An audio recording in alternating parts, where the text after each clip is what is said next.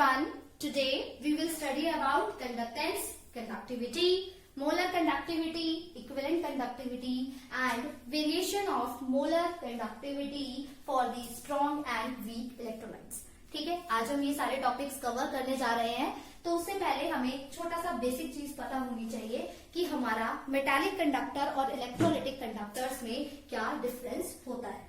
ठीक है, तो जो हमारे मेटालिक कंडक्टर्स होते हैं इसमें आपका क्या होता है, इलेक्ट्रिसिटी फ्लो करती है without the decomposition of the substance. ठीक है, इसमें आप जो भी मेटल्स यूज करते हैं उनका डिकम्पोजिशन नहीं होता है.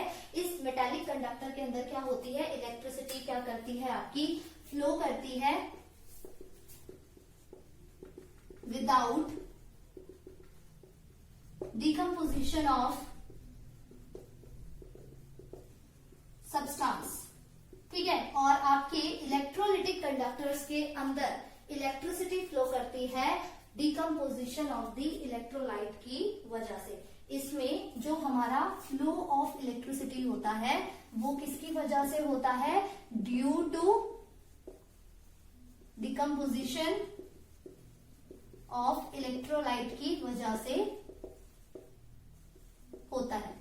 ठीक है, तो यही दोनों कंडक्टर्स में डिफरेंस है. मेटालिक कंडक्टर्स के अंदर हमारा जो इलेक्ट्रिसिटी फ्लो करता है वो डिकम्पोजिशन ऑफ द सब्सटेंस की वजह से करता है, और इलेक्ट्रोलाइटिक कंडक्टर्स के अंदर जो हमारा इलेक्ट्रिसिटी का फ्लो होता है वो डिकम्पोजिशन ऑफ इलेक्ट्रोलाइट की वजह से होता है.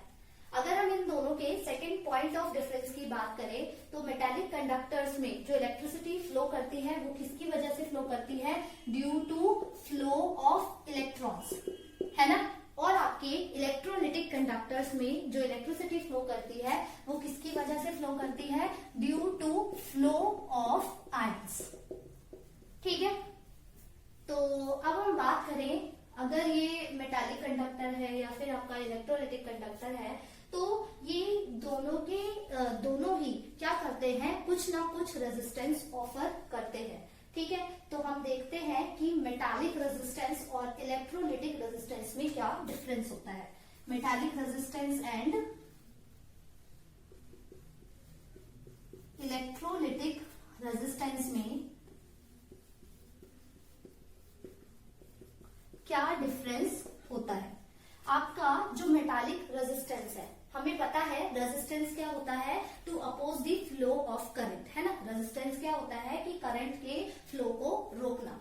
तो आपके मेटल्स के अंदर जो रेजिस्टेंस होता है वो किसकी वजह से होता है, ड्यू टू वाइब्रेटिंग कर्नल्स. ठीक है, ये आपके जो कर्नल्स होते हैं ये आपके पॉजिटिव आयंस होते हैं जो कि मेटल सरफेस पे प्रेजेंट होते हैं.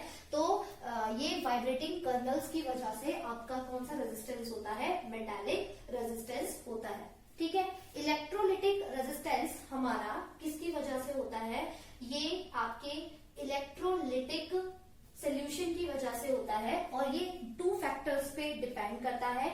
एक तो आपके सोल्यूशन की, आपके जो सोल्यूशन में जो सॉल्वेंट है उसकी विस्कोसिटी पे, और दूसरा आपने जो इलेक्ट्रोलाइट यूज करा है उसमें जो आयंस है उनकी इंटर आयनिक अट्रैक्शंस की वजह से. तो 2 फैक्टर्स रिस्पॉन्सिबल होते हैं इलेक्ट्रोलाइटिक रेजिस्टेंस के लिए. एक तो आपका इंटर आयनिक अट्रैक्शन, ठीक है, और दूसरा फैक्टर है विस्कोसिटी ऑफ सॉल्वेंट. ठीक है, ये 2 फैक्टर्स होते हैं जो कि रिस्पॉन्सिबल होते हैं इलेक्ट्रोलाइटिक रेजिस्टेंस के लिए. इंटरआयनिक अट्रैक्शन कैसे, अगर आपने सपोज जो इलेक्ट्रोलाइट लिया है, आपने सपोज NaCl का लिया है, तो होगा क्या, ऐसा हो सकता है कि Na+ और Cl- आयन में इंटरेक्शन हो जाए और ये आयन्स आपके इलेक्ट्रोड की तरफ माइग्रेट ना कर पाए. या फिर ऐसा हो सकता है कि आपके जो सोडियम के ही दूसरे कैटायन है इनके बीच में इंटरेक्शन हो जाए, या क्लोरीन के जो दूसरे एनायंस है उनके बीच में इंटरेक्शन हो जाए. और विस्कोसिटी ऑफ सॉल्वेंट में आपका क्या होगा कि जो सॉल्वेंट के मॉलिक्यूल्स हैं वो इन आयंस को क्या कर ले, घेर ले. अगर आपके सॉल्वेंट के जो मॉलिक्यूल्स हैं अगर आपके इन आयंस को क्या कर लेते हैं, घेर लेते हैं, तो तब भी ये आयंस आपके इलेक्ट्रोड्स की तरफ माइग्रेट नहीं कर पाएंगे. तो अगर ये आयंस इलेक्ट्रोड्स की तरफ माइग्रेट नहीं कर पाएंगे तो उसका मतलब क्या होगा, आपका करंट जो है वो क्या हो जाएगा, आपका कम हो जाएगा, है ना. तो फ्लो ऑफ करंट इसमें भी क्या हो जाएगा, आपका कम हो जाएगा. तो इन्हीं जो इंटर इंटरैक्शन है between the ions of the electrolyte या फिर विस्कोसिटी ऑफ सॉल्वेंट जो है, इन दो फैक्टर्स की वजह से इलेक्ट्रोलिटिक जो रेजिस्टेंस है वो क्या होता है, आपका ऑफर होता है। ठीक है, अगर हम बात करें अब, अगर हम टेम्परेचर बढ़ा दें तो क्या होगा। अगर आप टेम्परेचर को बढ़ा दें, ठीक है, if you are increasing temperature, metallic resistance में आप क्या कर रहे हो, टेम्परेचर बढ़ा रहे हो, तो टेम्परेचर बढ़ाने से क्या होगा, ये जो वाइब्रेटिंग कर्नल्स है बहुत हाई स्पीड से वाइब्रेट करेंगे, जिसकी वजह से आपका मेटल्स का जो रेजिस्टेंस है वो बढ़ जाएगा। ठीक है, तो आपका टेम्परेचर बढ़ाने से आपका मेटालिक रेजिस्टेंस बढ़ जाता है due to vibrating kernels. Electrolytic resistance के केस में क्या होता है, अगर आप टेम्परेचर बढ़ा दोगे, ठीक है, तो आपका रेजिस्टेंस जो है वो क्या हो जाएगा, डिक्रीज हो जाएगा। रेजिस्टेंस आपका डिक्रीज हो जाएगा, क्यों डिक्रीज हो जाएगा, क्योंकि आपके जो ये आयंस है they will gain the kinetic energy on increase in temperature, जिसकी वजह से ये जल्दी जल्दी इलेक्ट्रॉन्स की तरफ क्या करेंगे, माइग्रेट होना स्टार्ट कर देंगे।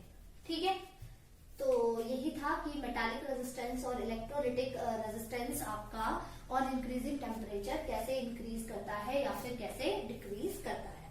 ठीक है, अब यहीं पे हम एक और टर्म डिफाइन करने जा रहे हैं, वो हमारा क्या है, कंडक्टेंस। तो कंडक्टेंस हमारा क्या होता है, कंडक्टेंस को हम डिनोट करते हैं कैपिटल जी से, and it is defined as the reciprocal of resistance. Conductance को हम डिफाइन करते हैं as the reciprocal of the resistance. तो अगर हम बात करें मेटालिक रेजिस्टेंस के बिहाफ पे, अगर हम कंडक्टेंस को देखें तो आप देख सकते हो, अगर आप टेम्परेचर बढ़ा रहे हो तो रेजिस्टेंस क्या हो रहा है, बढ़ रहा है। अगर रेजिस्टेंस बढ़ रहा है तो ऑन इंक्रीजिंग टेम्परेचर आपका मेटालिक जो कंडक्टेंस है वो टेम्परेचर बढ़ाने पे क्या हो जाएगा, बढ़ जाएगा, वो घट जाएगा। ठीक है, क्यों, क्योंकि जैसे ही आप टेम्परेचर बढ़ाओगे तो रेजिस्टेंस बढ़ेगा, रेजिस्टेंस बढ़ेगा तो आपका कंडक्टेंस क्या होगा, घटेगा। ठीक है, तो आपका मेटालिक जो कंडक्टेंस है ऑन इंक्रीज इन टेम्परेचर क्या करता है, आपका मेटालिक कंडक्टेंस घट जाता है। ठीक है, और अगर हम बात करें इलेक्ट्रोलिटिक कंडक्टेंस की, तो इलेक्ट्रोलिटिक कंडक्टेंस के केस में आपका ऑपोजिट होगा। ऑपोजिट कैसे, कि अगर आप टेम्परेचर बढ़ाओगे तो रेजिस्टेंस घट रहा है, रेजिस्टेंस घटेगा तो आपका कंडक्टेंस बढ़ेगा। ठीक है, तो इलेक्ट्रोलिटिक कंडक्टेंस क्या होता है, आपका electrolytic conductance on increase in temperature क्या हो जाता है, आपका बढ़ जाता है। ठीक है, तो अगर हम बात करें इनकी यूनिट्स की, तो रेजिस्टेंस की यूनिट हम सबको पता ही है क्या होती है, ओम, है ना। तो क्योंकि कंडक्टेंस है रेसिप्रोकल ऑफ रेजिस्टेंस, तो इसकी यूनिट क्या हो जाएगी, ओम इनवर्स। ठीक है, और ओम इनवर्स को हम महो भी बोलते हैं और हम इसको सीमन भी बोलते हैं। ठीक है, SIEMEN सीमन भी बोलते हैं। तो ये इसकी हमारी क्या हो गई, यूनिट्स हो गई। तो हमने कंडक्टेंस देख लिया, अब हम देखेंगे क्या, हम देखेंगे रेजिस्टिविटी। तो हमें पता है for a conductor of length L and area of cross section A, ठीक है, for conductor of length L and area of cross section A हमारा रेजिस्टेंस क्या होता था, R is equal to rho L upon A, यही होता था। तो इसमें जो ये रो है ये हमारी क्या होती है, रेजिस्टिविटी, इसको हम स्पेसिफिक रेजिस्टेंस भी बोलते हैं। तो हमारे पास रो क्या आ गया, आपके पास RA/L। ठीक है, तो ये तो आपका मेटालिक रेजिस्टिविटी हुई। ठीक है, तो अगर आपको ये बताना हो कि आपकी इलेक्ट्रोलिटिक जो रेजिस्टिविटी है वो आप किस तरीके से बताओगे, उसके लिए ये फॉर्मूला कैसे एप्लीकेबल होगा।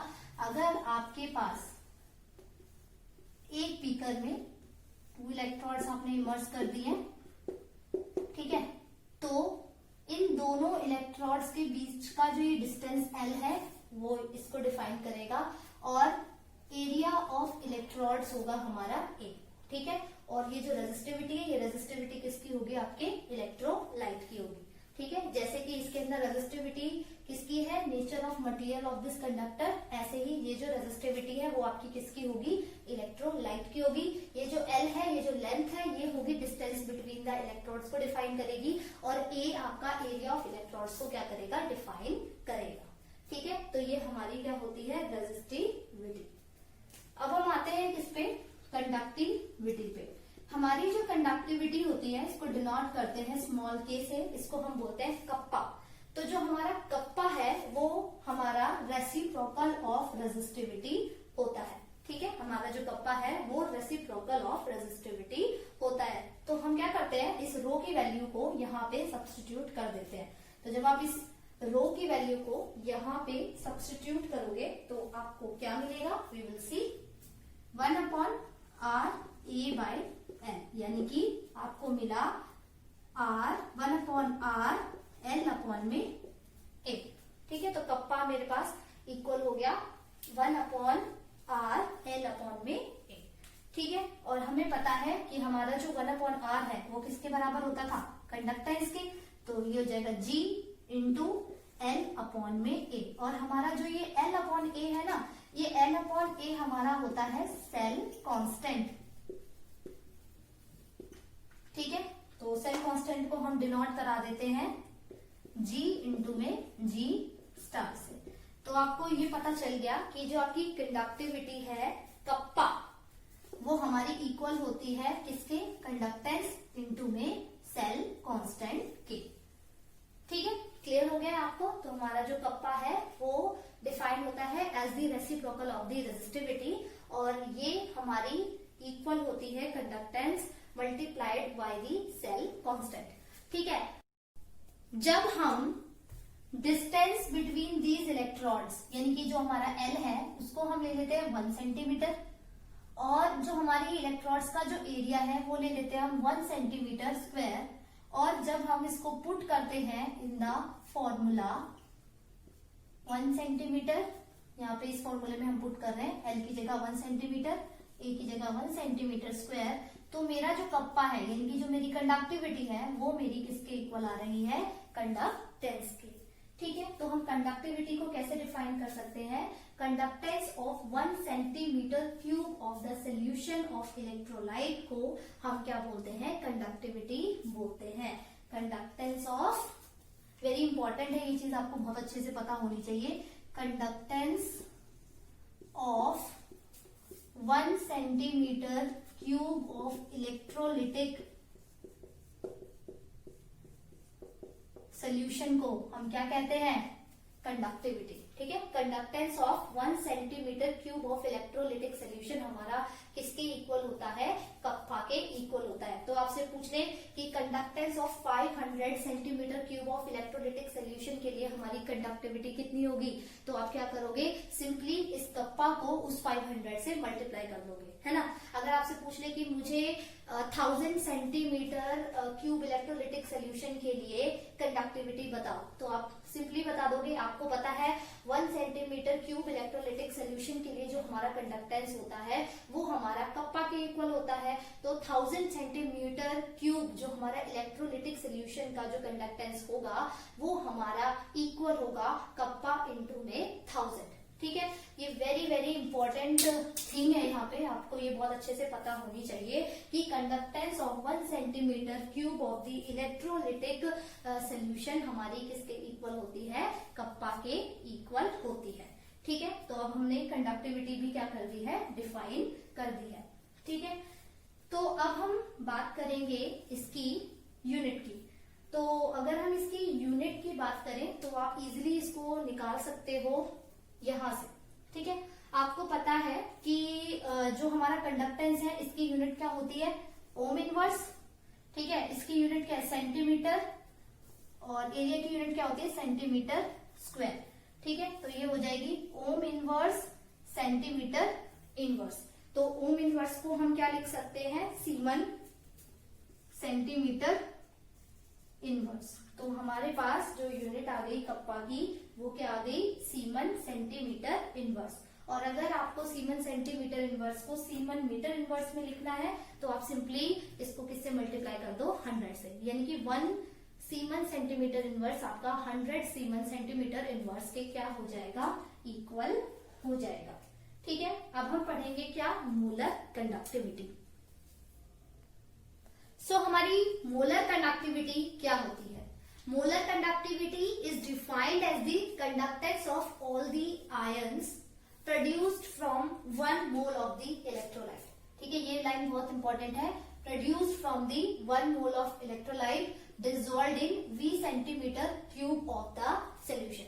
ठीक है, तो मोलर कंडक्टिविटी क्या होती है? मोलर कंडक्टिविटी वो कंडक्टेंस होता है उन आयंस का जो कि 1 मोल ऑफ इलेक्ट्रोलाइट से प्रोड्यूस हुए हैं और हमने उस इलेक्ट्रोलाइट को V centimetre cube of the solution में क्या कर दिया है? डिसॉल्व कर दिया है। और एक चीज आपको ध्यान रखनी है कि डिस्टेंस बिटवीन द इलेक्ट्रोड्स आपका कितना होना चाहिए? 1 सेंटीमीटर होना चाहिए और जो एरिया है इलेक्ट्रोड्स का वो इतना ज्यादा हो कि पूरा का पूरा जो सोल्यूशन है वो उनके बीच में आ जाए। पूरा पूरा सोल्यूशन कौन सा? 20 सेंटीमीटर क्यूब वाला जो सोल्यूशन है वो आपका उन 2 इलेक्ट्रोड्स के बीच में क्या हो जाए? कंटेन हो जाए। ठीक है, तो मोलर कंडक्टिविटी को हम डिनोट करते हैं लैम्डा एम से। ठीक है, तो हमें पता है conductance of 1 centimetre cube of solution, conductance of 1 centimetre cube of electrolytic solution हमारा इक्वल होता है किसके? किसके इक्वल होता है? कप्पा के। ठीक है, तो हमारा conductance of V centimetre cube of electrolytic solution किसके इक्वल होगा? Kappa into this V। ठीक है, अब हमारा जो ये V है, ये V हम किस तरीके से निकालेंगे? V निकालेंगे हम मोलैरिटी के फॉर्मूले से। सो हमें पता है मोलैरिटी हमारी क्या होती है? Number of moles of solute upon में volume of solution in litre. तो आपको पता है हमने नंबर ऑफ मोल्स कितने लिए हुए हैं यहाँ पे? 1। तो n हमारा यहाँ पे कितना है? 1 मोल है। तो यानी कि V इन लीटर्स हमारे पास आ गया 1 अपॉन m। n की जगह हमने 1 पुट कर दिया और m को हम क्या करा? हमने इधर लिया। ठीक है, सो हमारे पास जो यहाँ पे ये वॉल्यूम है ये किसमें है? सेंटीमीटर क्यूब में है। तो हमें इस सेंटीमीटर क्यूब को किसमें कन्वर्ट करना है? लीटर्स में कन्वर्ट करना है। ठीक है, तो V इन सेंटीमीटर क्यूब को अगर हम लीटर्स में कन्वर्ट करेंगे तो वो किस तरीके से हमारा निकलेगा वो हम देखेंगे। वो हम क्या करेंगे? उसे 1000 से हमने यहाँ पे मल्टीप्लाई करा और अब हमारे पास जो वॉल्यूम आएगा वो किस में आ गया? आपके पास लीटर्स में। ठीक है, वॉल्यूम इन लीटर्स आ गया। तो ये हो जाएगा 1000। वॉल्यूम इन लीटर्स मेरे पास क्या है? 1/m है ना, यानी कि 1000/m। क्लियर? मैं इसको यहाँ पे पुट कर सकती हूँ। V इन सेंटीमीटर क्यूब मेरा इक्वल हो गया 1000 अपॉन में m के। तो मेरे पास जो कंडक्टेंस आया, और you can say not conductance, molar conductivity जो मेरे पास आई है वो मेरी इक्वल हो जाएगी किसके? कप्पा इंटू में 1000 अपॉन में m। ठीक है, तो ये मेरी क्या आ गई? मोलर कंडक्टिविटी आ गई। ठीक है, अगर हम बात करें इसकी क्या? यूनिट की, तो हमें पता है कप्पा की जो यूनिट है वो क्या थी? Semen centimetre inverse. इसकी जो यूनिट थी वो क्या थी? Semen centimetre inverse. और हमारी जो मोलैरिटी है उसकी यूनिट जो रहेगी वो क्या रहेगी? मोल पर सेंटीमीटर क्यूब। ठीक है, तो जब आप सॉल्व करोगे तो ये मिलेगा semen centimetre square mole inverse. तो हमारी मोलर कंडक्टिविटी की यूनिट ये है। अब हम पढ़ने जा रहे हैं इक्विवेलेंट कंडक्टिविटी। तो हमारी इक्विवेलेंट कंडक्टिविटी क्या होती है? It is defined as the conductance of all the ions produced from 1 gram equivalent of the electrolyte present in V centimetre cube of the solution of electrolyte when the distance between the electrodes is what? 1 centimeter and area of electrodes is so large that whole of the solution is contained between them. तो कहने का क्या मतलब है? अब हमें क्या करना है? हमें इलेक्ट्रोलाइट के जो आयंस लेने हैं वो कितने लेने हैं? 1 ग्राम इक्विवेलेंट। ठीक है, इलेक्ट्रोलाइट के आयंस लेने हैं 1 ग्राम इक्विवेलेंट जो कि V centimetre cube of the electrolytic solution के अंदर क्या है? प्रेजेंट है। मोलर कंडक्टिविटी में हम इलेक्ट्रोलाइट के जो आयंस ले रहे थे वो क्या थे? 1 मोल। और इक्विवेलेंट कंडक्टिविटी में जो हम इलेक्ट्रोलाइट के आयंस ले रहे हैं वो क्या है? आपके 1 ग्राम इक्विवेलेंट है। ठीक है, तो यही दोनों में डिफरेंस है। इसको रिप्रेजेंट कराते हैं हम इस तरीके से। ठीक है, लैम्डा इक्विवेलेंट से। तो हम इसको भी निकालते हैं, इसका फॉर्मूला कि किस तरीके से आएगा। हमें पता है conductance of 1 centimetre cube of electrolytic solution हमारा इक्वल होता है किसके, कप्पा के। तो conductance of V centimetre cube of electrolytic solution equal होगा कप्पा इंटू V के, है ना। और अब ये V हमारा किससे निकलेगा, नॉर्मेलिटी से। हमें पता है हमारी नॉर्मेलिटी जो होती है वो किसके इक्वल होती है, नंबर ऑफ ग्राम इक्विवेलेंट, ठीक है, divided by volume of solution in litres, ठीक है। तो वॉल्यूम इन लीटर हमारा इक्वल हो जाएगा number of gram equivalent divided by N. हमने यहाँ पे नंबर ऑफ ग्राम इक्विवेलेंट कितने दिए, 1 ग्राम, तो ये हो जाएगा 1/n, ठीक है। हमारे पास जो यहाँ पे ये V है ये सेंटीमीटर क्यूब में है, तो V सेंटीमीटर क्यूब को जब हम कन्वर्ट करेंगे किसमें, लीटर में, तो हम लिखेंगे 1000 इंटू में VL, ठीक है। और हमारे पास V इन लीटर्स किसके बराबर है, 1/n के बराबर है, तो हम यहाँ पे इसको पुट कर देंगे, तो ये हो जाएगा 1000/n, ठीक है। तो अब हम क्या कर सकते हैं, हमारे पास V सेंटीमीटर क्यूब जो है वो हमारे पास किसके इक्वल आ गया, 1000/n के, ठीक है। तो हमें इसी वैल्यू को पुट करना है कहाँ पे, यहाँ पे, ठीक है। तो V सेंटीमीटर क्यूब मेरा 1000/n के इक्वल है, तो ये हो जाएगा kappa into 1000 divided by n, ठीक है। तो मेरे पास यहां से आपकी क्या आ गई, इक्विवेलेंट कंडक्टिविटी आ गई। तो हमारी जो इक्विवेलेंट कंडक्टिविटी का एक्चुअल फॉर्मूला आया वो आया K into 1000 divided by n, ठीक है। This is the formula. अब इसकी भी अगर आप यूनिट निकालना चाहो तो आप इजीली निकाल सकते हो। कप्पा की जो यूनिट होती है वो क्या होती है, सीमन सेंटीमीटर इनवर्स। नॉर्मेलिटी की यूनिट क्या होती है, ग्राम इक्विवेलेंट, ठीक है, पर सेंटीमीटर क्यूब। तो हमारे पास जो यूनिट आ जाएगी वो क्या आएगी, semen centimetre square gram equivalent inverse. तो हमारे पास इसकी ये यूनिट आ गई, ठीक है। अब हम पढ़ेंगे variation of molar conductivity with concentration for strong and weak electrolyte, ठीक है। तो हम देखेंगे conductance behaviour of strong electrolyte and the conductance behaviour for the weak electrolyte, ठीक है। तो conductance behaviour of strong electrolyte हम पहले देख रहे हैं। हम फर्स्ट क्या देख रहे हैं, conductance behaviour for strong electrolyte. हमें पता है स्ट्रॉन्ग इलेक्ट्रोलाइट ऐसे इलेक्ट्रोलाइट होते हैं जिनका अगर हम डाइल्यूशन करें तो वो अपने आप को कंप्लीटली डिसोसिएट कर लेते हैं आयंस में, ठीक है। एक ही बार में वो अपने आप को कंप्लीटली डिसोसिएट कर लेते हैं इनटू देयर कॉन्स्टिट्यूएंट आयंस। ऐसे ही इलेक्ट्रोलाइट को हम क्या बोलते हैं, स्ट्रॉन्ग इलेक्ट्रोलाइट बोलते हैं, ठीक है। तो हम इसकी एक इक्वेशन लिख रहे हैं। Molar conductivity at some concentration हमारी इक्वल होती है molar conductivity at infinite dilution minus A√C।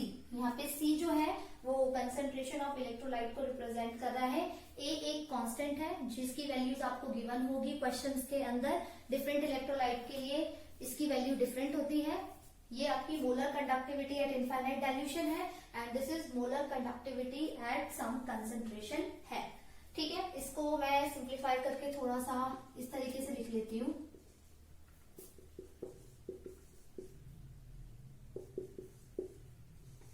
ठीक है, तो हम इसको कंपेयर करेंगे with the equation of the line, ठीक है। वो क्या होती है, y is equal to mx plus C, ठीक है। तो y एक्सिस पे हमें क्या लेना है, ये हमारा जो m स्लोप है, स्लोप मेरे पास क्या आ गया -a। x एक्सिस पे हम लेंगे √c और ये जो c है ये हमारा क्या होता है, इंटरसेप्ट। और ये इंटरसेप्ट हमारा किसको डिनोट करेगा, मोलर कंडक्टिविटी एट डाइल्यूशन को रिप्रेजेंट करेगा। ठीक है, तो हम इसका ग्राफ बना लेते हैं। तो अभी हमने देखा y एक्सिस पे हमें ये लेना है, x एक्सिस पे हमें क्या लेना है, √c। इसका स्लोप क्या गया है, -a। तो ये जो ग्राफ है ये कुछ स्ट्रॉन्ग इलेक्ट्रोलाइट के लिए बना रही हूं मैं, तो इस तरीके का बनेगा। ये -a इसका स्लोप हो गया, और del नॉट m ये यहाँ पे कट कर रहा है, तो this represent here del not m। ठीक है, तो आपका जो कंडक्टेंस बिहेवियर है स्ट्रॉन्ग इलेक्ट्रोलाइट के लिए वो आपका बहुत ज्यादा नहीं होता। क्यों नहीं होता, क्योंकि स्ट्रॉन्ग इलेक्ट्रोलाइट्स जब हम करते हैं, तो जब हम स्ट्रॉन्ग इलेक्ट्रोलाइट्स का जब हम डाइल्यूशन करते हैं तो वो अपने आप को कंप्लीटली डिसोसिएट करते हैं इनटू नंबर ऑफ आयंस में, और वो नंबर ऑफ आयंस एक ही बार जब हम डाइल्यूशन करते हैं उसी टाइम पे क्या हो जाते हैं, कांस्टेंट हो जाते हैं। तो इस कर्व से हमें यही पता चल रहा है। तो जैसे जैसे आपकी कंसंट्रेशन आप देख सकते हो, या तो कंसंट्रेशन ले लो या डाइल्यूशन।